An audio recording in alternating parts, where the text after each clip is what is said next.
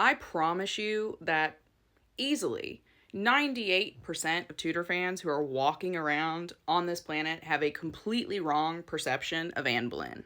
And that's especially true with the people that you hear that just hate her, right? Because she's still, 500 years later, a very polarizing figure. And that's because of the propaganda that's been spun around her, narrative. Because you see, most people who are on the fringes of Tudor fandom, when you say Anne Boleyn, they think hot-headed, hot-tempered, cheater, like just this big, like messy, explosive woman. But that's not the accurate image that you should be working with when you are setting this human being inside of these historical moments, this historical context. Because Anne Boleyn was not just this like messy, giant, angry volcano that was walking around spewing shit all the time. She would not have been as successful as she was if she had been this hot-headed, like completely uncontrollable force, right? She like that just would not have been workable. It would not have been practical. So a far more accurate image, a more accurate personality that kind of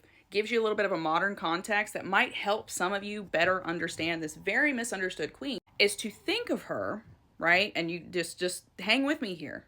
You need to think of her as an autistic woman with an uncontrollable sense of moral justice.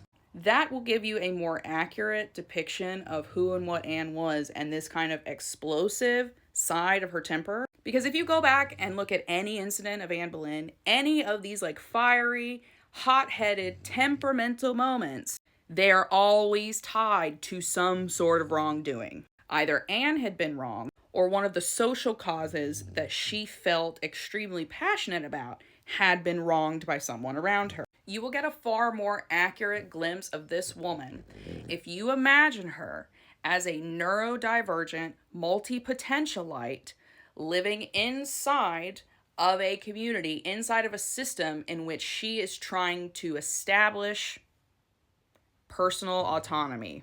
And every time her personal autonomy or something that she morally feels tied to is violated, we see an explosion from Anne Boleyn. And at the end, when she was trying to grasp for power, when the factions were squeezing her out, it was all central to the work she was doing with the Reformation, with her belief that the money from the churches should go into the communities, into the pockets of people. Like, if Anne Boleyn was on TikTok today, people would probably call her a social justice warrior, okay? Because that's kind of how she moved through the court. She was trying to educate women and get them to read the Bible in English, which was heresy at the time. And she wanted to do all this stuff for the poor, give them all this money, give them education, give them clothes. And when someone came along and threatened that, she threatened to have that person killed, Thomas Cromwell.